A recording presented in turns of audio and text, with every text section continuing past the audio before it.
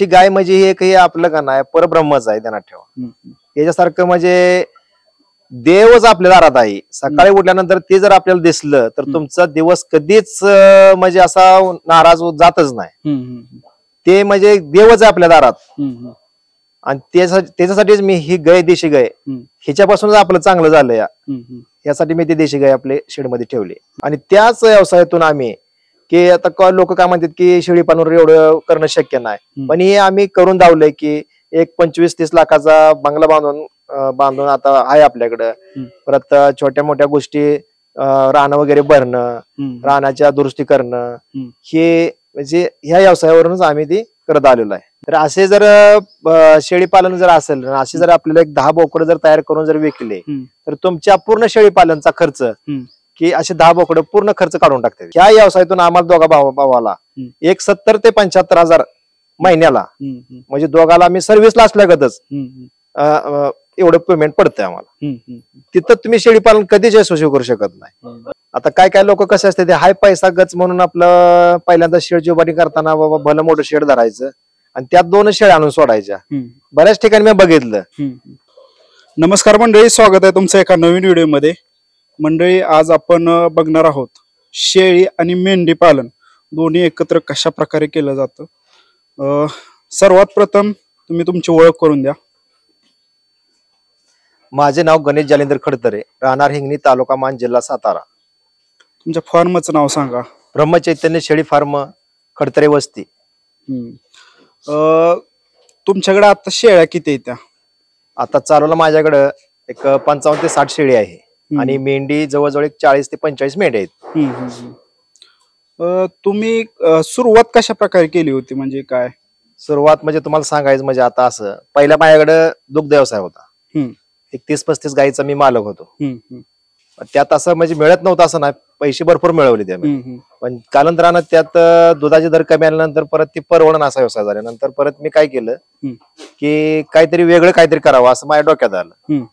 मग परत सुरुवातीला मी 5 पाटी घेतल्या होत्या. म्हणजे 5 पाटी घ्यायचं कारण का की जे बाजारात जर गेल्यानंतर बोकड जर खरेदी करायचं म्हटलं तर ती खरेदी करताना ज्या बोकडाला आपण 5,000 रुपये देतोय, ती बोकड त्या किमतीचं नसलं तरी पण त्या बोकडाला आपल्याला 5,000 रुपये द्यायला लागत होतं. डोक्यात विचार असा आला की आपल्याकडे एवढी क्षेत्र आहे, एवढी शेती आहे, आपण का बोकड आपण घरी तयार करून देवाला कापण्यासाठी आपण का बोकड तयार करू नये, असा विषय झाला. मग परत आम्ही दोघं भाऊ आहे. सचिन खडतरे हा माझा भाऊच आहे. मग आम्ही दोघांचा विचार झाला की आपण एक 5 शेळ्या जर आपण सांभाळल्या तर त्याच्यातून उत्पन्न होणारे आणि आपल्याला देवाला जे लागणार बोकड आहे ते आपले देवदेव होऊन सुद्धा आपण त्याची 4 पिल्ला विकू शकतोय आणि त्यातनं आपल्याला काहीतरी प्रॉफिट मिळू शकते. असं आम्ही ते डोक्यात घेतलं. मग पहिल्यांदा आम्ही पहिल्या 5 पाटी विकत घेतल्या. मग ते एक 2006-07च्या दरम्यान आम्ही विकत घेतल्या पाटी. त्यावेळेस एका पाटीची किंमत 2,500-3,000 हजार रुपये होती. अशी जातीवंत एक 5 पाटी घेतल्यानंतर त्या 5 पाटीपासून आम्ही 10 केल्या, 10च्या 15 केल्या, 15च्या 25 केल्या. असं करत करत ते आमचं प्रोजेक्ट मोठं होत गेला. आणि ही प्रोजेक्ट मोठा करायचं कारण काय की त्याची आम्हाला गोडी लागली परत की ते चांगले सुदृढ व्हायला लागले. त्यांचं काय असेल ते आता गुरांच्या औषधामधून, पेंडीमधून आम्हाला ते जाणवायला लागले की बाबा हे खरंच आपल्याला परवडतो व्यवसाय. म्हणजे एका गायमध्ये जर आपण 10 शेळ्या जर सांभाळत असतो तर मग गायपेक्षा ही व्यवसाय बरा आहे, असं आम्ही ते डोक्यात घेतलं आणि परत ते व्यवसाय पुढे चालू ठेवण्याचा आम्ही प्रयत्न चालू केला. आता शेळ्या तुमच्याकडे कुठल्या जातीच्या आहेत? आता सुरुवातीला आमच्याकडे उस्मानाबाद शेळी होती, पण कालांतरानं की त्यात आमचा म्हणजे त्यात बदल होत करायचा असं आम्ही ठरवलं की बाबा आपण उस्मानाबाद शेळी सांभाळतोय पण ते पिल्लू विकायला आपल्याला एक 6-7 महिने जाते ते, तर हे पिल्लू जास्तीत जास्त कमी दिवसात कसं विकाय येईल हे डोक्यात घेतलं. आणि परत बिटल क्रॉस म्हणजे ओरिजिनल बिटलचा बोकड घेऊन उस्मानाबाद शेळीला क्रॉस केल्यानंतर त्या पिल्लाचं वेट गेन 3 ते 3.5 महिन्यात 20 किलो वेट गेन झाल्यानंतर ती पिल्लू आपल्याला 3-3.5 महिन्यात विकाय येते. हे डोक्यात आल्यानंतर परत आम्ही ते बिटलचं बोकड खरेदी करून ते उस्मानाबाद शेळीला क्रॉस करून परत त्याच्यापासून ती उत्पत्ती बघितली तर ती जराशी परवडायला लागल्यानंतर मग आम्ही ती बिटल क्रॉस आणि उस्मानाबादी असं 2 जाती शेळ्या ठेवल्या आम्ही. परत बिटल क्रॉस मध्ये काय म्हणजे फरक काय जाणवतो तुम्हाला? म्हणजे बिटल क्रॉस मध्ये कसं आहे की आपली देशी शेळीचं पिल्लू जेवढं म्हणजे ते 4 ते 5 महिने त्याला 20 किलोचं वेट गेन व्हायला जाते आणि बेटल क्रॉस केल्यानंतर ती पिल्लू आपल्या 3 ते 3.5 महिन्यात 20 किलोचं वेट घेता येते. आता तुम्ही ते करत करत मेंढी पालन पण चालू केलं. मेंढी पालनाकडे कसं काय वळा? बर, त्याचं काय कारण झालं की माझं शेड म्हणजे बरेच जण लोक बघा यायचे की बाबा इथं हिंगणीमध्ये एक ब्रह्मचैतन्य शेळी फार्म आहे. मग ती बघायला नंतर त्यांनी माझी पिल्लं बघितली तर ते लोक काय म्हणायचे मला की खडतरे तुम्ही हे करता हे चांगलंच आहे, अति चांगलं आहे. बरं, ह्याच्यापेक्षा कमी खर्चात जर तुम्ही मेंढी पालन केलं तरी तुम्हाला ह्याच्यापेक्षा डबल प्रॉफिट मिळणार आहे. पण ते काय व्हायचं की काय लोक म्हणायचे ह्याला सोडायची गरज आहे, मेंढी फिरले तरच व्यवस्थित राहते, मेंढी फिरल्यानंतर त्याचं पिल्लू व्यवस्थित राहून त्याचं मोठं होतं, असं बऱ्याच लोकांच्या बोलण्यात आलं. मग तरी पण आम्ही 1-2 वर्ष जाणूनच दिली की बाबा म्हणलं बघू कसं होतंय कसं नाही, काय होतंय काय नाही. मग परत डोक्यात घेतलं, म्हणलं बघू 10 मेंढ्या पहिल्यांदा सुरुवातीला आपण खरेदी करू आणि नेमकं त्याच्यामध्ये आपल्याला काय होतंय काय नाही, जरी आपल्याला पुढे वाटलं की बरं आहे तर परत आपण हे व्यवसाय वाढवत जाऊ. मग मी आटपडीच्या बाजारातून पहिल्यांदा 10 मेंढ्या घेतल्या. तर त्या मेंढीची खरेदी होती माझी की 18,500 पर मेंढी. तर त्या मेंढी संग एक पिल्लू आलं होतं पाठीमाग. पण ते पिल्लू पण चांगलं मोठं होतं, एक 25-26 किलो वेट गेन होतं त्या मेंढी संग येतानाच. मग ते पिल्लू इथं आल्यानंतर मी 1 महिनाभर सांभाळलं. 1 महिन्यानंतर ते पिल्लू मी 14,000-14,500 रुपयाला विकले.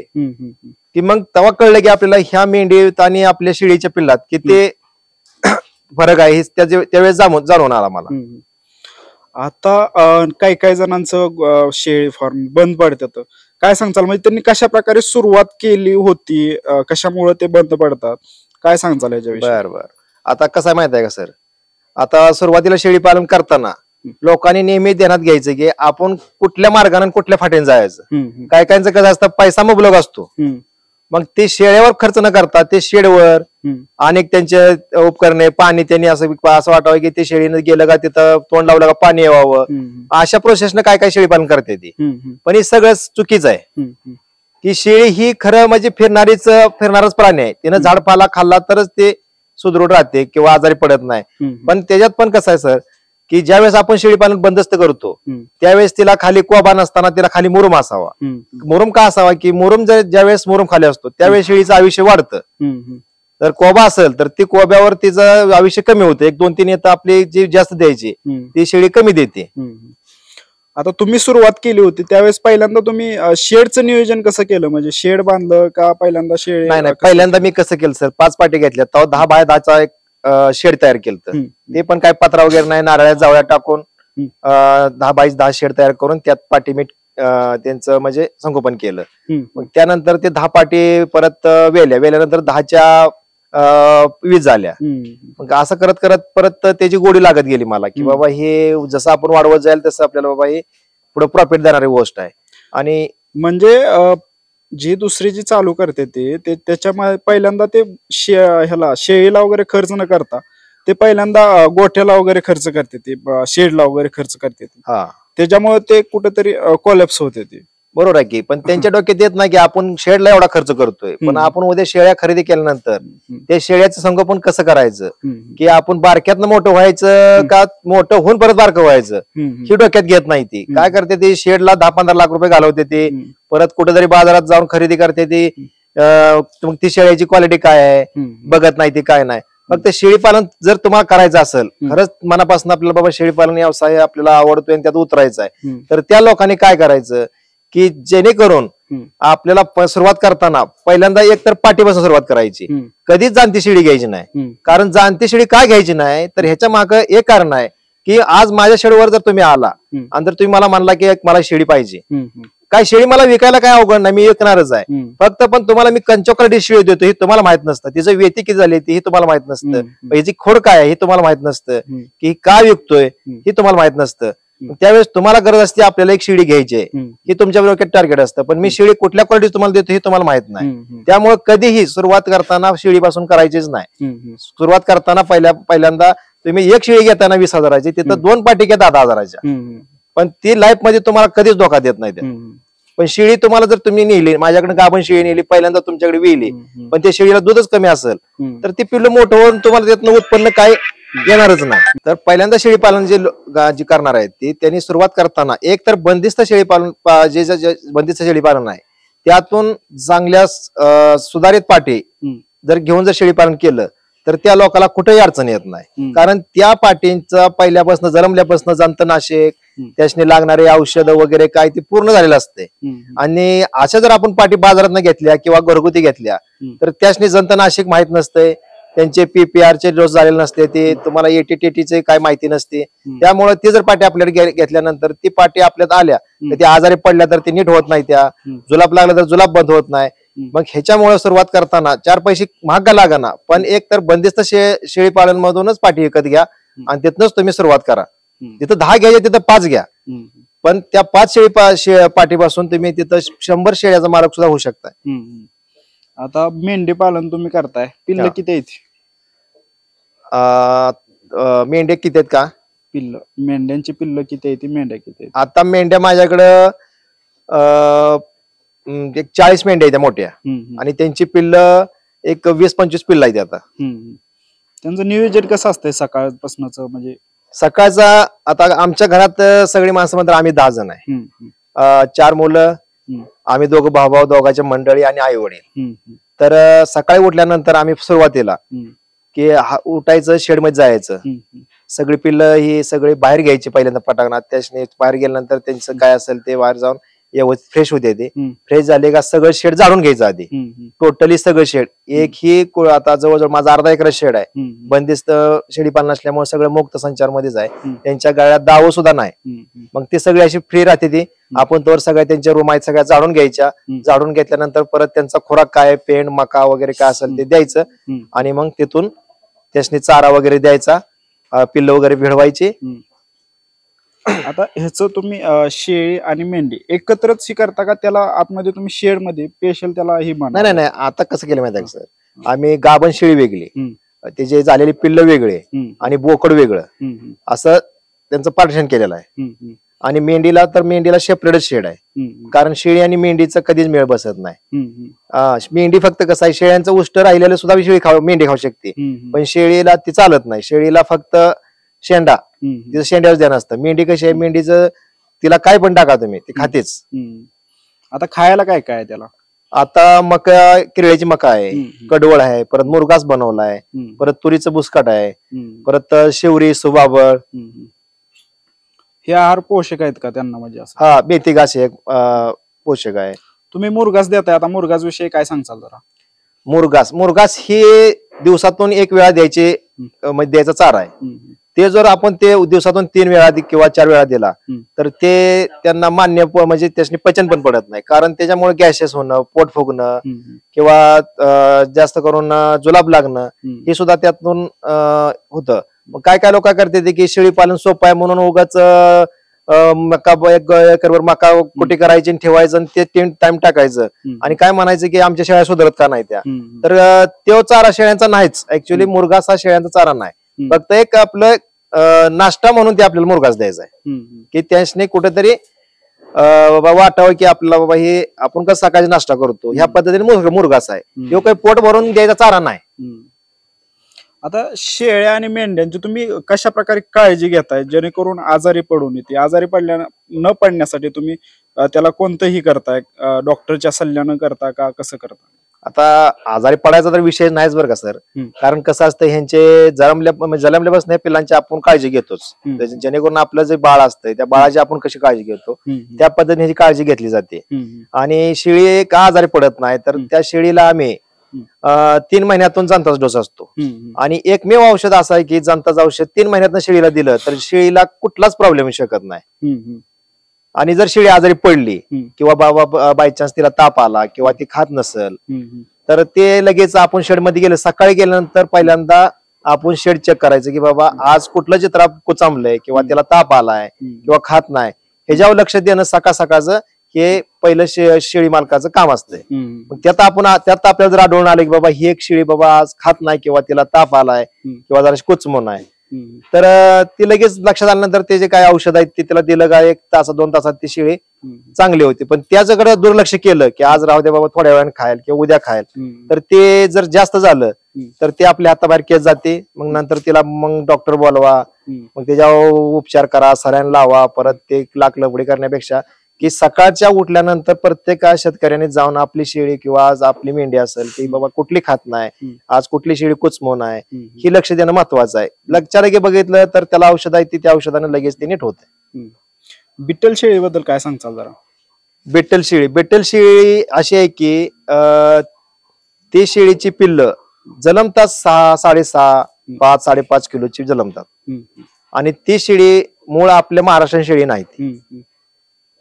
ते जे उत्पत्ती पंजाब मध्ये झालेले आहे, ते पंजाब मध्ये जास्त शेळीची उत्पत्ती जास्त आहे. मग ती काय झालं की लोकांचा कल झाला की बिट्टल शेळी आपल्या महाराष्ट्रात यावावी, त्याचं उत्पन्न वाढवावं. त्याचं वाढवा म्हणजे काय, त्याचं वेट गेन जास्त आहे असताना त्या शेळीला दूध जास्त आहे. एक शेळी 2-2, 2.5 लिटर दूध एका टायमाला देते. त्यामुळं बऱ्याच लोकांचा कळ बिट्टल शेळीकडे वळला. त्याच्या शरीर रचनेमध्ये बऱ्यापैकी बदल आहे, वेगळं आहे जरा. हो, त्याच्या शरीर रचनेमध्ये बदल हे 100% आहे. त्याची लांबी, हाईट वगैरे, त्याचं वेट गेन हे सगळं, आणि त्यांची कानाची लांबी जास्त आहे. त्यांचे डोळे पांढरे येतात. असं काय पांढरे येतात असं नाही, लाल पण येतात. पण त्यातल्या त्यात आपल्या महाराष्ट्रात काय समजलं जाते की ज्या शेळीचे डोळे पांढरे आहेत ते ओरिजिनल बिट्टल आहे. पण तसं काय नसतंय. आता मी काय केलंय, उस्मानाबाद शेळीला बिट्टल बोकड भरला का त्या पिल्लाचे पण डोळे पांढरे होतात, म्हणून ती काही बिट्टल होत नाही, ते बिट्टल क्रॉस झाले. ते म्हणजे त्याच्यात त्या बिट्टल नराचे काहीतरी गुण उतरल्यामुळं ते त्याचे डोळे पांढरे दिसतात. आणि त्याच्या वेट गेन मध्ये त्याचे जे स्किन आहे त्याच्यामध्ये चमक येणं, हे ते बिट्टलच्या बोकडामुळे ते दिसून येतं आपल्याला. मी आज जवळजवळ 2006 पासून ही व्यवसाय चालू आहे माझा. तर मी ह्यातला एकही बोकड किंवा एकही पाट बाजारात जाऊन विकली नाही. की सगळी विक्री आहे, सगळी ऑनलाईन होती. आज आपल्याला 10 नग विकायचे आहेत, ते आपण जरा आता आमच्या त्या शेळी पालनचे ग्रुप आहे, ते त्या ग्रुपवर टाकले की बाबा आज ब्रह्मचैतन्य शेळी फार्मवरून एक 10 पाटी विकायच्या आहेत किंवा 10 बोकडे विकायचे आहेत. जर असं आपण ते जर त्याचा व्हिडिओ काढून जर टाकला आपण ग्रुपला, आणि जर त्यासनी समजलं की बाबा आज तुम्हाला आज कुठल्या तरी शेतकऱ्याला किंवा एखाद्या बाबा बेरोजगार माणसाने किंवा एखाद्याला व्यवसाय करायचा आहे की आपल्याला, जेणेकरून आपले 10 पाटे घेऊन हे व्यवसाय चालू करायचा आहे, तर मग अशी लोकांचे आपल्याला फोन येतात की बाबा म्हणजे ब्रह्मचैतन्य शेळी फार्मवर तुमच्या पाट्या आहेत, तर ते त्यांची प्राइस काय आहे, ते तुम्ही त्यांची विक्री कशी आहे, त्यांचं वेट गेन किती आहे, ही किती महिन्याची आहे, ते असं विचारलं जातं. त्यावेळेस आपण ते सविस्तर सगळी माहिती द्यायची की बाबा हे जे पिल्लू आहे ते 3-3.5 महिन्याचं आहे, ह्याचं वेट गेन 20 किलो आहे, आणि आपले म्हणजे पहिल्यापासून आपल्या शेळीची विक्री 20 किलोच्या पुढचाच आपण कुठलेही हे नग असो विकतो. 20 किलोच्या आतली विक्री आपल्या शेळीवर होत नाही. मग त्याचा रेट आपण सुरुवातीला ज्या वेळेस आपण शेळी पालन केलं त्यावेळेस आपण पाटीचा रेट 300 रुपये किलो ठेवला होता आणि बोकडाचा रेट 250 रुपये किलो होता. पण ते पण कसं ठेवलं होतं की सुरुवातीला आपण एक बोकड घरी कापलं, 20 किलोचं बोकड घरी कापल्यानंतर त्या बोकडाचं मटण किती पडतंय आणि वेस्टेज किती जातंय ह्याच्या आधारित आपण त्या बोकडाचा दर ठेवला होता की बाबा हे 250 रुपये किलो दिल्यानंतर हे आपल्याला, जेणेकरून दुसऱ्याने घेतलं तर त्याला एक त्या नागामाग 1000-1200 रुपये राहून तो विक्री करू शकतोय. ह्या पद्धतीने आपण ते 1-2 वर्ष ती 250 रुपये विक्रीनं बोकडे विकली. किंवा पाठी जी होती ती पाठी मी कधी कटिंगला दिलीच नाही, पूर्ण पाठ माझी पाळीवला जायची, कारण आपण पाठी बनवत होतो बोकड्यापेक्षा सरस पाठ आपली असायची. पूर्ण पाठ माझी शेळी बंदिस्त शेळी पालन करणाऱ्या म्हणजे कस्टमरच घेऊन जायचा.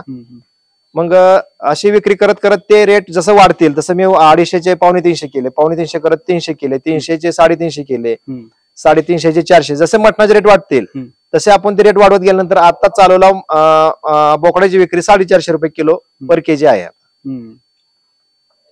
आता नक्कीच म्हणजे जर एखाद्याला पाहिजे असतील तर ऑनलाईन तुमच्या ग्रुपवरती किंवा तुमचा आपण नंबर तिथे ऍड करून देऊ शकतो. तुम्ही ऑनलाईन पद्धतीने तुम्हाला फोन करून ते नक्कीच तुम्हाला कॉन्टॅक्ट करतील. आणि मला सांगा, सरासरी उत्पन्न याचं किती निघतंय तुम्हाला? आता थोडक्यात सांगायचं म्हटलं तर बघा, आपण आता 10 शेळ्याचाच हिशेब केला, आज 50, 100, 200 शेळ्याचा हिशेब बाजूला राहतो, 10 शेळ्याचा हिशेब केला तर आज 10 शेळ्या आपल्याला एक आपण 6 महिन्याचं उत्पन्न धरलं तर 10 शेळ्या माग आपल्याला 20 पिल्लं मिळते. ती प्रत्येक शेळी, आपल्यात जे शेळी आहेत आता उस्मानाबाद, प्रत्येक शेळी आपल्याला 2-2 पिल्लं देते. 10 शेळ्या माग 20 पिल्लं झाली. 20 पिल्लाचे आपण एक 3-3.5 महिने जर आपण चांगल्या पद्धतीने जर आपण सांभाळले तर ती परत पर पिल्लू 20 किलो जर वेट गेन झालं तर आज आपण ते 450 रुपये किलो पर केजी धरलं तर एक पिल्लू आपलं 9,000च्या पटीत जातं. तर आज 20 पिल्लाची जर आपण क्वांटिटी काढली तर 9 2 18 म्हणजे 1,80,000 रुपये आपल्याला उत्पन्न 6 महिन्यात मिळू शकतं 10 शेळ्या मागं. तुमचं आता बंदिस्त हे सगळं तुम्ही केलंय, ह्याच्यामध्ये तुम्ही अजून काय काय करताय? दुसरा जोड बिझनेस याला काय आहे का? दुसरा जोड बिझनेस म्हणजे आता आपली शेतीसाठी म्हणजे आता शेतामध्ये ऊस असतोय, परत आपण तरकारी पण करतो म्हणजे आपली तरकारी म्हणजे वांगी आणि फ्लावर आणि कोबी अशी 3 पिकाची आपण निवड केली आहे भाज्यांची आणि ते आपण लोकल मार्केटला किंवा कराड वगैरे अशा मार्केटला आपण ते विकतो. त्यातून आपल्या पैशात आता एक देशी गाय आणि एक म्हैस आहे फक्त दुधासाठी. आणि बाकीचं काय म्हणजे शेळ्याच्या जी लेंड्या पडतात ती लेंड्या जेणेकरून मग आपल्या फुटल्या पाहिजे त्या लेंड्या फुटल्यानंतर आपल्याला त्याचं खत चांगल्या प्रकारे होईल यासाठी आपण एक 70-80 कोंबडी आपल्या म्हणजे घरीच पिल्लं काढून ते आपलं तयार केलेले आहे. त्याची विक्री करता? त्याची पण विक्री कसं आहे आता ज्या वेळेस आपल्याकडे म्हणजे कोकणातून गिराईक येतं की शेळ्या मेंढ्याशनी त्यावेळेस त्यासने देशी कोंबडी देशी कोंबडा म्हटलं का त्यासने त्याची लय आवड असते. मग ते त्यासने जर कोंबडा आवडला बाबा आम्हाला एक खायसाठी आम्हाला एक कोंबडा द्या तर त्याची विक्री आम्ही करतोच आणि लोकल मार्केटला पण विकतो कोंबडे किंवा कोंबडी कोणाला पाहिजे असेल तर ते घेऊन जातात ते. नक्कीच. पण मला सांगा देशी गाय तुम्ही ठेवली म्हणताय, देशी गायचं किती महत्व आहे?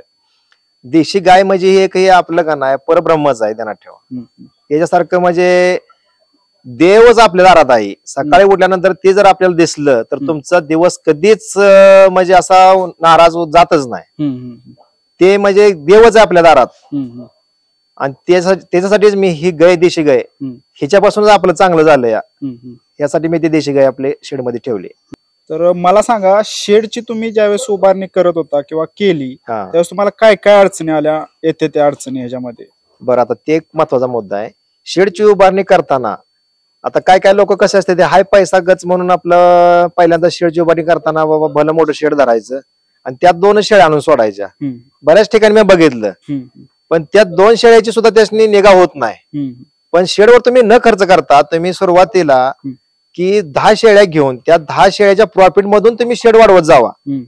तिथं तुम्हाला कळेल की बाबा आपण 10 शेळ्या चांगल्या पद्धतीने सांभाळतोय तेव्हा आता आपल्याला अजून तुम्ही 20 शेळ्या घेतल्या तर ती 20 शेळ्या चांगल्या पद्धतीने आपण सांभाळू शकतोय. जेव्हा तुम्हाला ह्याची खात्री होईल तेव्हा तुम्ही ही पुढचं पाऊल उचला. नाहीतर तुम्ही आधी शेडवर जर 15 लाख रुपये खर्च करून त्यात 2 शेळ्या सोडत असाल तर तिथं तुम्ही शेळी पालन कधीच यशस्वी करू शकत नाही. ह्यामुळे मी सुरुवात करताना कशी केली की पहिल्यांदा मी 24x30चं शेड बांधलं. ते 24x30च्या शेड मधून मी त्यावेळेस माझ्याकडे 30 ते 35 शेळ्या होत्या. 30-35 शेळ्यापासून मी परत काय केलं की आपल्याला व्यवसाय बरा वाटतोय आपण वजनावर येतोय त्यामुळे मला प्रॉफिट जास्त मिळायचं जेणेकरून अजूनही लोकांनी शेळ्या सांभाळायचं कळलंय पण त्याची विक्री करायची अजून कोणाला कळली नाही. ज्यावेळेस पूर्ण शेळीचं पिल्लू ज्यावेळेस वेटवर जाईल त्यावेळेस सगळ्यांनीच की ह्या व्यवसाय खरंच परवडतोय हे समजेल. तुमचं 20 किलोचं बोकड जरी असलं तर त्याचं व्हॅल्यू 5,000 रुपयाचं आहे आणि जरी तुमचं पिल्लू 15 किलोचं असलं तरी त्याचं व्हॅल्यू 5,000 रुपयाचं. पण ही शेतकऱ्याला कळलं नाही की बाबा आपल्या 20 किलोचं पिल्लू ह्या पिल्लाला आपल्याला 7-7,500-8,000 रुपये आलंच पाहिजे. ही काय शेतकऱ्याला मनात येत नाही. तो बाजारात नेलं का तो विकूनच येतो. पण आमचं तसं नाही की जेणेकरून ज्याला ते पाहिजे त्यानं आपल्या पैसे आलं पाहिजे. आपल्या पैसे आल्यानंतर त्याचा दर आपण स्वतः काढला पाहिजे जेणेकरून ह्याच्यात दुसरा व्यापारी कोण नसावा की एखादा मध्यस्थी कोण नसावा.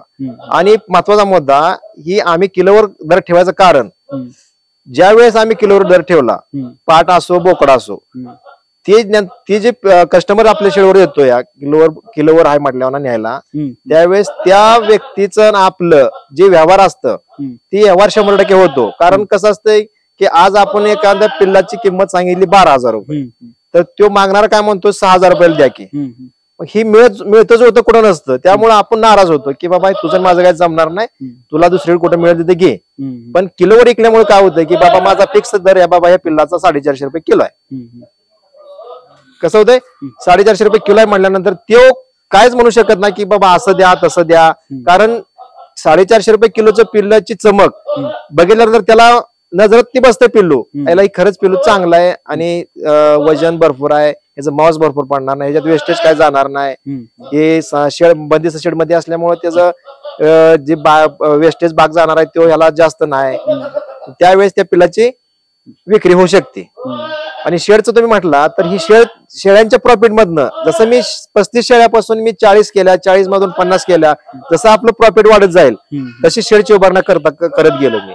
आणि मधल्या काळात म्हणजे 4 ते 5 वर्षाच्या काळात मी एक प्रकरण टाकलं होतं. पंचायत समितीतून प्रकरण सुटले होते ना शेळी पालनासाठी किंवा असेच. मग ते प्रकरण मी टाकलं होतं, तर ते 13 लाखाचं प्रकरण होतं नाबार्ड मधून. त्याला 33% सबसिडी होती. ते प्रकरण मंजूर झालं आणि त्याचे पैसे वगैरे सगळं मिळालं. मग त्या प्रकरणामध्ये 100+4 100 शेळ्या अधिक 4 बोकड असे त्याचे स्कीम होते. मग अवेलेबल ते आपल्याकडे 100 शेळ्या 4 बोकड सगळं ऑलरेडी होतच. आणि त्याच्यामधून आपण शेडची उभारणी करायची होती. म्हणजे त्या प्रकरणात होतच की शेड एक पाहिजे तुम्हाला, एक 40 बाय 50 एक कटर पाहिजे, असं त्याचे ते नमूद होतं. मग ते आपल्याकडे आपण ती सगळी खरेदी केली आणि ती प्रकरण मंजूर करून आपण ते 100 शेळ्या + 4 बोकड ही जे स्कीम होती आपण ती स्कीम राबवली. आणि त्याच्यामधून आपल्याला ते पैसे सगळे हप्ते आपण भरले आणि त्याच्यातून आपल्याला 33% सबसिडी पण जमा झाली. तरी असं ज्याला जे खरंच शेळी पालन मध्ये उतरायचं आहे त्यांनी उतरून त्याच्यात खोल जाऊन त्याचा पूर्ण अभ्यास करूनच मग शेळी पालनचा व्यवसाय कसा करायचा हे त्यांनी डोक्यात घेऊन केलं पाहिजे. हे शेळी पालन आणि मेंढी पालन यासने जाग्यावर पाणी जाऊन पिणं हे शक्य नाही. कारण काय होतं माहिती आहे का, ज्यावेळेस शेळी पाणी पिते त्यावेळेस त्याच्यात त्यांचे लेंडी पडणं किंवा काय घाण पडणं हे कंपल्सरी राहतच. कारण त्याने आपण काय असं बांधून ठेवू शकत नाही. मुक्त संचार म्हणल्यानंतर शेळी मोकळीच राहते. त्यामुळे त्यात उडी टाकणं, त्यात घाण पाय पडणं, मग ती शेळी पाणी पित नाही. तर पाणी जेणेकरून नवीन शेतकरी असो किंवा जुना शेतकरी असो त्यांनी रोजच्या रोज ते पाणी बदलून आणि जे शेळी पाणी पिसतो त्या शेळी मालकानं तिथं थांबूनच शेळी पाणी पाजायची, तरच शेळी आजार पडायचं प्रमाण कमी राहतं. नाहीतर काय करतात लोक, एक हात बांधायचा त्यात पाणी वतायचं, तू पी, अगर नको पिऊ, पिली का नाही हे कोण बघत नाही. मग त्यावेळेस मग ते गाभ पडण्याचं प्रमाण वाढतं. म्हणजे ते शेळी पालन परवडत नाही. न परवडत कारण हेच आहे, कारण शेळी पालन जे करतो आज शेळी पालन तुमची 10 एकर शेती आणि 100 शेळ्या एक समान आहे त्या, हे लोकांनी लक्षात घेतलं तर आणि कठोरपणे ते उभा राहूनच ती शेळी पालन केलं तरच. नाहीतर काय म्हणते ते माझ्या 100 शेळ्या आहेत, 100 शेळ्या पण तुझं उत्पन्न किती आहे हे तिकडे बघत नाही. फक्त 100 शेळ्या सांगतो, फक्त लोकांना सांगतो की 100 शेळ्या माझ्यापाशी आहेत त्या, पण त्या शेळ्यापासून तुझं उत्पन्न किती मिळलंय हे कोण बघत नाही. मग ह्याच्यामुळे काय होतंय की बऱ्याच लोकांच्या म्हणण्यातून आलं की शेळी पालन परवडत नाही. शेळी पालन परवडत नाही असं नाही, परवडतं, पण ते आपला बिझनेस आपली सर्व्हिस म्हणून जर केलं तर ते शेळी पालन 100% परवडते. पाण्यामध्ये पाणी नसतं का त्याच्यामध्ये तुम्ही दुसरं अजून काय? नाही, पाणी कसं असतं माहिती आहे का, पाणी शेळी नुसतं पाणी पिऊ शकत नाही. त्यात मकाचा बारडा किंवा मिनरल मिक्सचर.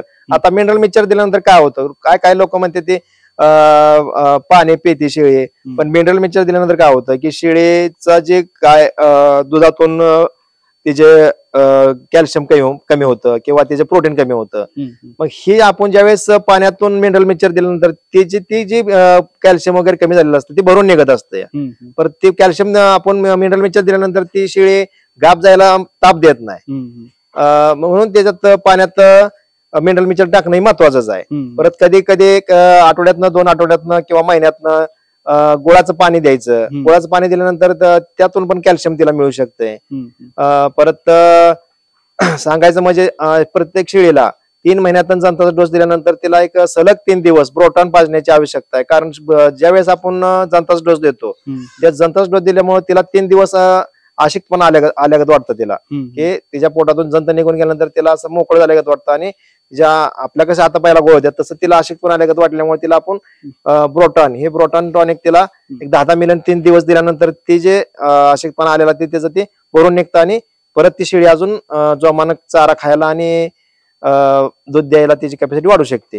आता काय लोक काय म्हणतात की शेतकरी म्हणजे शेतीमधून एवढं इन्कम कमवून काय म्हणजे करू शकत नाही. असं पण काय नाही बरं का. ज्याच्या म्हणजे खरंच करायची उमेद आहे, जिद्द आहे, बाबा मी हे करून दावेल, तो काही करू शकतो. फक्त कसं आहे त्याची करण्याची जिद्द पाहिजे. तर काय काय म्हणतात की शेती परवडत नाही, दुग्ध व्यवसाय पण परवडत नाही, शेळी पालन पण परवडत नाही, मेंढी पालन पण परवडत नाही. पण ती करण्याची जर त्याची जिद्द असेल की ती वेगळ्या पद्धतीने करायला लागतं. जे जर आपण पारंपरिक पद्धतीने करायला गेलो की पहिल्यापासून की बाबा ती शेळी मेंढी फिरवाय न्यायची, मग त्याचं व्हॅल्यू नसतं त्याला की बाबा हे आपण मग तिनं दिवसभर चारा खाल्लेला असतोय त्यामुळे त्याला त्याचं काय वाटत नाही, ती 5,000ला विकू नाहीतर 10,000ला विकू. पण आपण बंदिस्त शेळी पालन करतो त्यावेळेस त्याला किती खायला आपण खुराक घातलाय आणि त्याच्यावर किती खर्च केलाय त्याचं कॅल्क्युलेशन करूनच आपण त्या पिल्लाची प्राइस ठरवतो. त्यावेळेस तो व्यवसाय खरंच यशस्वी होतो. मग ही ज्याला कळतं तेव्हा कळतं की शेळी पालन परवडतं का नाही परवडतं. मग त्याच्यातून आता मी जवळजवळ आता एक 15-16-17 वर्ष झाली या व्यवसायात आहे. तर 16-17 वर्ष व्यवसायात असताना की आम्ही दोघं भाऊ आहेत की आता लय सांगायचं म्हणजे काही लय बडाय सांगायचं नाही, मोठी गोष्ट म्हणजे असं मोठं बोलायचं नाही की ह्या व्यवसायातून आम्हाला दोघा भावाला एक 70,000 ते 75,000 महिन्याला म्हणजे दोघाला आम्ही सर्व्हिसला असल्यागतच एवढं पेमेंट पडतंय आम्हाला.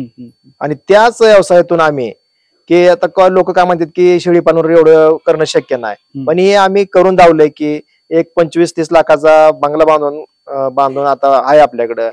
परत छोट्या मोठ्या गोष्टी रानं वगैरे भरणं, रानाच्या दुरुस्ती करणं, हे म्हणजे ह्या व्यवसायावरूनच आम्ही ती करत आलेलो आहे. आता हे जे नर आहे ते 2 नर आता ही बकरी ईदीसाठी आपलं तयार करायचं चालू आहे. आता ह्याचं जेवढे वेट गेन होईल तेवढी हिची किंमत वाढत जाते आणि हे बकरी ईदीला त्या सणासाठी याची विक्री केली जाते. तर असे जर शेळी पालन जर असेल, असे जर आपल्याला एक 10 बोकडं जर तयार करून जर विकले तर तुमच्या पूर्ण शेळी पालनचा खर्च की असे 10 बोकडं पूर्ण खर्च काढून टाकते. तर आपण आता पहिल्यापासून म्हणजे सुरुवात नाही केली कारण आपल्याकडे बोकडं ठेवलं तरी राहत नव्हतं. कटिंगसाठी ह्याला जास्त मागणी असल्यामुळे कटिंगला जात होतं. पण आता ह्या वर्षी आपण एक सुरुवात म्हणून एक 2 बोकडं आपण ईदीसाठी ठेवलेली आहेत. ही जात बिटलच ना? हा, ही जात बिटलची म्हणजे पंजाबचं ब्रेड आहे, ओरिजिनल बिटल आहे. किती दातीचं जरा आता हे जे ह्यो आता 2 वर्षाचा आहे. आता ह्यो 4 दात झालेला आहे. हा, ह्याचं डोळं वगैरे ह्याचे डोळे पांढरे असतात, कानाची लेंथ वगैरे लांब असते आपल्या देशी बोकडापेक्षा आणि याची हाईट वगैरे आणि लांबी रुंदी हे भरपूर असते. आणि शेपूट ह्याचा शेपटाचा असा जसा नाग फणा काढतो तसा हिचा शेपूट असतो हे. आणि ही जात वेट गेनला भरपूर असते जेणेकरून ह्याचं एका वर्षात जर चांगला सांभाळला तर 1 क्विंटल वर याचं वेट होतं, 100 किलोच्या आसपास जातो ह्यो. साधारण आता मार्केटमध्ये काय प्राइस होती? आता चालवला ह्याची मार्केटमध्ये 40,000 ते 45,000 रुपयाची प्राइस होती आता चालवला. जास्तीत जास्त कितीपर्यंत प्राइस जाते? आता हे जर आपण चांगला सांभाळला, ह्याचं जर वेट 100 किलोच्या पुढे गेलं तर ह्याची प्राइस एक 50, 60, 65 म्हणजे ज्याला असं की बाबा हे आपल्याला घ्यायचं आहे, जर त्यांच्या डोक्यात बसलं बाबा ह्याला 1 लाख रुपये द्यायचं तरी ह्याची 1 लाख रुपये किंमत होऊ शकते. आता ही पिल्लो एक 3 ते 4 दिवसाच पिल्लो आहे. आता हे पिल्लो म्हणजे आपलं देशी मेंढी सारखं नाही, हे पिल्लो म्हणजे आपण माडगाळ क्रॉस ह्या जातीतून निवडलेली मेंढी आहे आपल्या, त्या मेंढीला झालेलं पिल्लो आहे. आता ही पिल्लो 3-3.5 महिन्यात एक 13, 13.5, 14,000 पर्यंत हिची विक्री होते. मग मेंढी पालनाचा व्यवसाय निवडायचं कारण की आज आपली शेळी जर आपल्याला 2 पिल्लं देत असेल तर 2 पिल्लं देऊन त्या 2 पिल्लाचा खुराक जर काढला तर त्याचं व्हॅल्युएशन मध्ये आपल्याला म्हणजे एवढं परवडत नाही. पण ह्या 1 पिल्लू जर कमी खुराकामध्ये हे तिच्या स्वतःच्या मेंढीच्या दुधावर आपल्याला ते जास्त पैसे देते. त्याच्यामुळे ही मेंढी पालन करायचं डोक्यात घेतलं आणि भविष्यात आपल्याला एक 100 मेंढ्याचा मालक व्हायचे म्हणजे आपली इच्छा आहे. तर ह्या शेळीची खासियत म्हणजे काय माहित आहे का सर? ही शेळी हाईटला पण बघा तुम्ही, हिची लांबी रुंदी आणि महत्वाचे जे कानाची लेंथ, हिचे डोळे, परत हे नाकाचे आकडा, आपण कसं आपल्या मेंढीमध्ये माडगाळ मेंढी म्हणतो तशी तिकडे ही पंजाबमध्ये ही बिट्टलची शेळी म्हणून ओळखली जाते. तर ह्या शेळीचं वैशिष्ट्य म्हणजे असं की ह्या शेळीला कंपल्सरी 2 पिल्लं होते ती. जर 2 पिल्लं झाली तर त्या पिल्लाची व्हॅल्यू जलमल्या 10,000 रुपये होती. जर चांगलं क्वालिटीचं पिल्लू असेल तर ते पिल्लू 2.5 ते 3 महिन्यात 25-30 हजार रुपयापर्यंत पिल्लू विकले जातं. तर ते विकण्याचं कारण काय की ह्या शेळीला असताना दूध जास्त आहे. त्या दुधाच्या जोरावरती पिल्लू सदृढ आणि चांगलं लांबीला रुंदीला झाल्यानंतर ते का ते पिल्लू एवढं का महाग विकतं तर ते शेळ्यांची संख्या आपल्या महाराष्ट्रात कमी आहे. त्यामुळे ते पिल्लू अजून कटिंगला गेलेलं जात नाही. ते पिल्लू फक्त अजून ब्लडिंग साठी जाते की जेणेकरून उस्मानाबादी शेळीला ही बिटल क्रॉस करण्यासाठी त्या पिल्लू नेऊन तयार करून त्याला ब्रेडर म्हणून सांभाळलं जातं. त्यामुळे त्या पिल्लाचं व्हॅल्यू तेवढं आहे. कारण का लोक म्हणते ते अरे शेळीचं पिल्लू बिटल काय आणि देशी काय, पण त्यात सुद्धा फरक असतो. आज बिटलची बोकडं बघितली तर 130 125 ह्या वेटग्यांची पिल्लं असतात. तसं आपला देशी बोकड तुम्ही कितीही सांभाळा 50 60 55 लय झालं तरी 65 किलोच्या आसपास जातो. पण बिटलची खासियत वेटग्यांच्या मानानं चांगली आहे. आणि जेणेकरून नवीन शेळी पालकांनी जर शेळ्या तुम्ही उस्मानाबादी घेतल्या किंवा बिटल क्रॉसच्या घेतल्या तर त्याला ब्रेडर हा बिटलचाच असावा असं मला तरी वाटतंय. मग आता ह्याच्यातून तुम्हाला काय वाटतंय ते तुम्ही करा, पण शक्यतो बिटलचा बोकड हे प्रत्येकाच्या शेडमध्ये असणं हे गरजेचं आहे. आता शेडमध्ये आपण परत हे शेळ्यासाठी खाण्यासाठी गावानी केलेले आहे जेणेकरून शेळी आज जाऊ नये म्हणून. आणि ह्याचे म्हणजे जे बनवलंय आपण स्वतः घरी बनवलंय की आपल्याला पाहिजे असं आपण ही स्वतः वेल्डिंग मारून फायपा कट करून स्वतः आपण ही बनवलंय जेणेकरून शेळीचं फक्त ह्या 6 इंचातनं तोंड जावावं आणि त्याच्यातूनच तिने चारा खाता यावा जेणेकरून तिने त्यात पाय घालवणे किंवा आज जाऊ नये ह्याच दृष्टिकोनातून आपण ही गावान बनवलेली आहे. तुम्ही शेड मध्ये प्रत्येक भाग वेगळं बनवलेत आहे. ही भाग शेळीचा म्हणजे आहे का कशाचा म्हणजे हा भाग शेळीचाच आहे. हा मोठ्या शेळ्यांचा म्हणजे जी गाभण शेळ्या किंवा वेलेल्या शेळ्या असा हा भाग आहे. आणि ह्यो जो भाग आहे ह्यो भाग आहे ज्या वेळेस पिल्लू शेळीपासून 1-2-3 दिवसानंतर किंवा 8 दिवसानंतर त्याला चांगलं कळायला लागल्यानंतर ते पिल्लू ह्या रूम मध्ये सोडलं जातं. ह्या रूम मध्ये सोडल्यानंतर त्याला दिवसभर ह्या रूम मध्ये सोडल्यानंतर ते ज्यावेळेस त्याला दूध प्यायचं असतं त्यावेळेस 4 4:30 5 वाजता त्याला जायपाशी सोडल्यानंतर ते दूध पिलं का परत अजून ह्या रूम मध्ये आणून सोडलं जातं. आणि ह्यात दुसरं म्हणजे ज्या वेळेस आपल्याला ज्या पिल्लाची विक्री करायची आहे त्या पिल्लाची ठेवण पण ह्याच रूम मध्ये राहते. आणि त्या पिल्लांसाठी आपण ही बारक्या गावाने केले ते जेणेकरून लहान पिल्लू पण एका 15 दिवसाचं महिन्याचं असेल तर तो पण खाऊ शकते आणि एक 2 महिन्याचं असेल तर तो पण खाऊ शकते. ह्या पण गावांमध्ये लहान पिल्लू पण जाऊ शकत नाही. आज जाऊन बाबा लेंड्या वगैरे पडणं हे प्रकार ह्या दावणीत होत नाही. जर आपण खुराक टाकलं त्या गावांमध्ये आणि ह्या गावांमध्ये जरा फरक आहे म्हणजे हे तुम्ही त्या छोट्या पिल्लांसाठीच बनवले. हा छोट्या पिल्लांसाठीच बनवली जेणेकरून आपण जे आज धान्य टाकलं ज्वारी टाकली किंवा मका टाकली तर त्या धान्याचा नाश होऊ नये. आज काय शेतकरी काय करते ती पाट्यात ठेवते ती मग ती पाट्यात पाय दिला का ते पडतं सांडतं मग ती वेस्टेज जातं. तर त्याच्यामुळं हे अशी गव्हाण करून त्याच्यात जर आपण खुराक टाकला तर अतिशय चांगला आणि पिल्लाला म्हणजे दुसऱ्या कुठलं म्हणजे त्यात मुतण्याचा कार्यक्रम किंवा तुमच्या लेंड्या वगैरे पडलं तर ती खाऊ शकत नाही. पण या गावाने तसं काय होऊ शकत नसल्यामुळे ते सगळा खुराक ते पिल्लू खातं आणि त्याचं पोट भरलं जातं. आणि त्याला सवय लागली एकदा की आपलं बाबा इथं खुराक टाकणार आहे तर ते इथं येऊन कंपल्सरी खातच. आणि लहान पिल्लाला पण ती मोठी खाते ती मला लहान पिल्लाला पण कळतं की बाबा इथं खुराक आहे आपल्याला तिथं जाऊन खायचंच आहे. आणि महत्वाचं कारण आता हे असं आपण बांधतो ही बांधल्यामुळं पिल्लांची लांबी वाढणं परत त्यांची हाईट वाढणं ही महत्वाचं आहे. अशा आपण दोऱ्या शेड मध्ये 2-4 दोऱ्या बांधल्या तर ती उडी मारून खाते ती जेणेकरून खाली पडत नाही खराब होत नाही. मोठ्या शेळ्यांचा म्हणजे कसं आहे त्या पल्याच्या रूम मध्ये आपण बिटल क्रॉस आणि बिटलच्या शेळ्या ठेवलेल्या आहे आणि ह्या रूम मध्ये आपण उस्मानाबादी हे शेळ्या ठेवल्या आहेत. बिटल शेळ्या ही शेळी गरीब आहे त्या शेळीचं आणि उस्मानाबाद शेळीचं पटतच नाही. कारण कसं होतं की ते उस्मानाबाद शेळी बिटल शेळीला मारते त्यामुळे आपण बिटलच्या आणि बिटल क्रॉसच्या जी शेळ्या आहेत त्या आपण बाजूला ठेवल्या आहे. आणि आपण दरवर्षी प्रत्येक लॉट मधून एक 10 पाटीचे आपण अशा चांगल्या पाटी तयार करून त्याच्यापासून आपण उत्पन्न घेतो.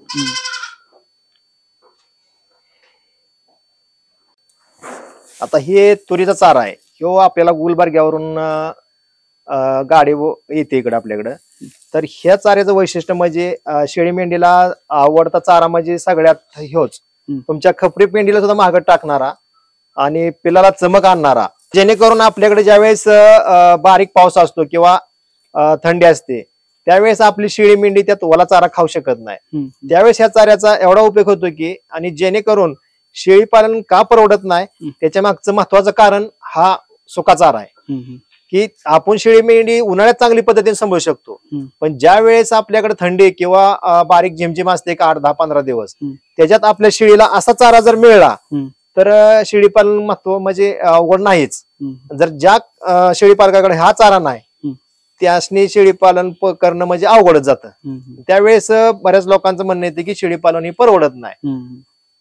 तर हे तुमच्याकडे अवेलेबल आहे का, म्हणजे कसं आहे? आता म्हणजे आपल्याकडे चालवला नाही, आता आपल्या पुरताच आहे. पण आता ज्यावेळेस कर्नाटकमध्ये तुरीची काढणी चालू होते त्यावेळेस एक जानेवारी पासून आपल्याकडे ही गाडी आहे चालू होते त्या, पण त्यावेळेस आपण हे विक्री करतो.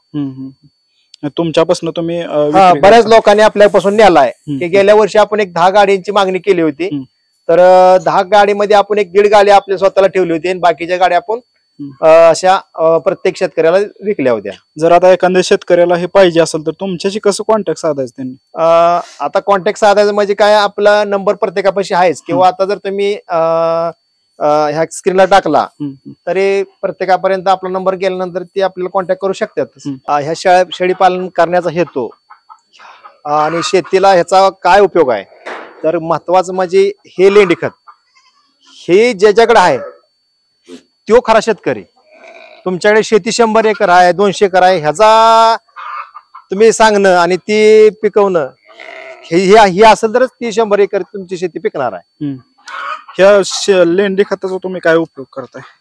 ही लेंडी लोक काय म्हणते, ती लेंडी खत लवकर मानत नाही, पण आपल्यात कसं आहे, आपलं ही बंदिस्त शेळी पालन असल्यामुळं आणि मुक्त संचार असल्यामुळं ह्याच्यात लेंडी राहायचा विषयच नाही. आता तुम्ही बघताय, आता ही लेंडी कोण म्हणेल का याला?